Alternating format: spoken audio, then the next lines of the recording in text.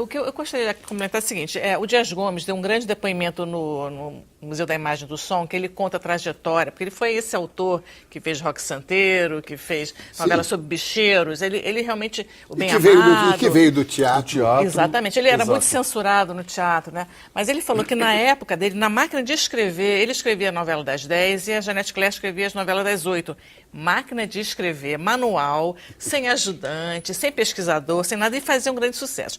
Mas o que ele fala nesse depoimento é que a novela foi muito criativa nos anos 70, um pouco dos anos 80, e depois ela começou a fazer só fórmulas. Então tem fórmulas para você fazer novela, tem fórmulas para um determinado público, para uma faixa etária, para os sexos feminino, masculino, ou enfim. Então a novela está muito engessada.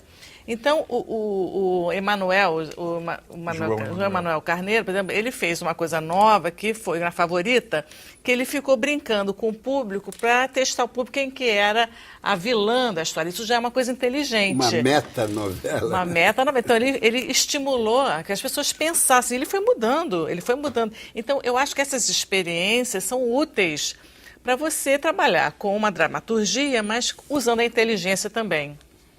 Mauro, claro. E você acha que essas novidades podem colar?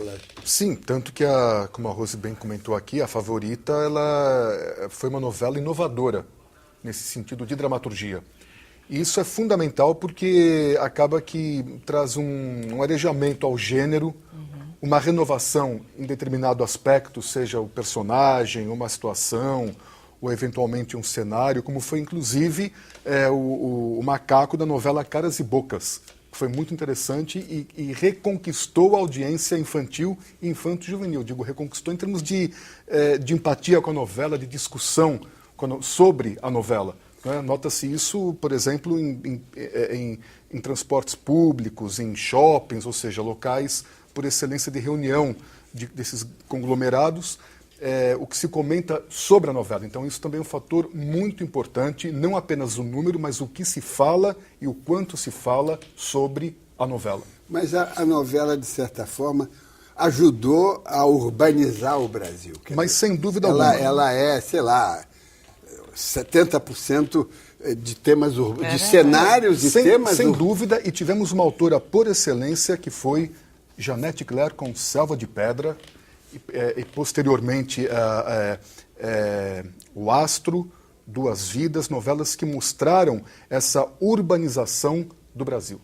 Sim, mas e ao mesmo tempo não oferece o Brasil profundo. Não, né? mas olha só, então o Pantanal na Manchete quebrou justamente com isso. Ele foi para o interior e conseguiu, foi a primeira novela que conseguiu disputar audiência com a TV Globo, numa época que a TV Globo era poderosa, mas eles quebraram esse paradigma. Tem uma Araguaia. Muito parecida com o Pantanal, mas eu achei muito legal porque era mais lenta, era mais visual, era um outro ritmo. Então, outra estética, mas Pantanal isso foi revolucionário. Tanto que a Globo foi buscar o Benedito Rui Barbosa, que tinha ido para a Manchete, para voltar para a Globo, porque eles sentiram que se a Manchete continuasse fazendo essas experiências, realmente seria um concorrente. Por exemplo, recentemente, não sei se vocês lembram de Vidas Opostas, da Record, que fez uma novela dentro de uma favela real. Então, mostrava o tráfico de drogas, a polícia entrando. Então, foi uma tropa de elite pioneira. E ela conseguiu? Ela teve grande audiência. Tanto que depois a Globo... Quantos meses, mais ou menos? Muitos meses. Ela atraía o público. O público chegava em casa e queria ver essa novela, porque era uma novela que tinha gosto de realidade, assim. Era coisa do cara invadindo a favela, problema de droga, problema de briga. Então, isso foi interessante. Então, a Globo resolveu fazer uma novela também usando a favela, só que construiu uma favela. Não foi tão bem sucedida, mas a gente vê pela tropa de elite que o público cria uma coisa de realidade, queria discutir a sua realidade. E para muitas pessoas, para milhões de pessoas, essa realidade é a que conta, né? Não, que, na verdade... Mas pode ter, a ficção é ótima, não, ficção, sem dúvida, mas também... que foi o que o Dias Gomes realmente nos trouxe com Bandeira 2, Exatamente. Ambientada em Ramos. Quer dizer, quando que, em 71, você iria imaginar uma novela fora da zona sul do Rio ou dos Jardins em São Paulo. Não, e falando de bicheiro, o bicheiro não existia na televisão brasileira. Exato. E ele falou dos bicheiros, é muito interessante. Quer dizer, nós temos aí pela frente um caminho novo, não é, que realmente poderia transformar esse veículo de sucesso, não é, numa coisa mais atuante, eu chamaria mais positiva, porque eu vejo a telenovela como um certo refreador, não é? As pessoas assistem para baixar a bola, não é? E quando ela poderia ser também um estimulante, né? Mas ela estimula. Não, eventualmente, alguns momentos, mas não é um grande lugar de debate. Isso aí é uma coisa eventual, quer dizer, um ou outro capítulo, mas você não vê, por exemplo, como outras novelas, que você realmente discutia em todos os lugares certos assuntos. Eu acho que realmente há uma diluição. Realmente tem outras temáticas, outras coisas sendo discutidas. Eu acho que Tropa de Elite 2, por exemplo, foi uma coisa que atingiu 10 milhões de pessoas, quer dizer, todo mundo estava discutindo o filme, e é uma maior audiência do cinema brasileiro. Não, e tem um outro dado que é extremamente interessante, que eu observo como observador da imprensa, que é o seguinte: a novela transformou-se em ingrediente da mídia impressa, não apenas como crítica, né? Mas assim, aos domingos, os grandes jornais brasileiros, todos têm uma chamada sobre novela, coisa que isso não existia. Não, e antigamente a televisão estava restrita a alguns colunistas, como Arthur da Távila, por exemplo. Hoje está em todos os colunistas sociais, políticos. Mas sempre falando bem, né? Eventualmente, mas eu acho que não, nem sempre. Eu acho que ela se espalhou, que essa coisa da celebridade, que pode ser uma praga, eu acho que no fundo é um pouco de praga, assim, mas a televisão ela invadiu as outras editorias do jornal. Não é possível ter preconceito. Agora, essa alimentação de celebridade que eu acho... Eu tenho críticas em relação a isso, porque grandes atores como Fernanda Montenegro, Tony Ramos, eles são pessoas totalmente simples, totalmente centradas no trabalho deles, profissionais, e tem um grande número de jovens que não são grandes atores, mas que são celebridades por conta dessa aparição na novela. E dos papéis que desempenham, né? Porque às vezes é complexo. Essa sociedade midiática é muito às vezes o papel passa a formatar, o ator, né? O intérprete. Agora, por outro lado, também não vejo a novela como um gênero em que obrigatoriamente tenha que mobilizar a opinião pública ou educar. Não, eu acho que o princípio é entreter, é distrair, e é trazer um prazer sensorial ao público, como eram os folhetins. Quando Émile de Girardin promoveu seu primeiro folhetim em 1836, na França, o seu objetivo também era este. Bom, ele era um grande jornalista. Exato. Ele inventou, na verdade, ele pode ser o pai, aliás, pode ser não, é o pai desta ficção seriada. Não, e do jornalismo moderno também. Né? Exato.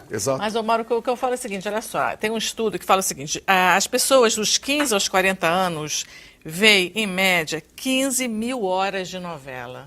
Isso eu acho uma coisa assim que realmente, como estava falando antes, se pudesse dividir esse horário com outras fruições que dão prazer também, um show de música, uma peça de teatro, quer dizer, há algumas tentativas de popularizar o teatro, de popularizar, né, o show, né, facilitar a entrada de pessoas que não podem pagar. Eu acho que isso enriquece as pessoas.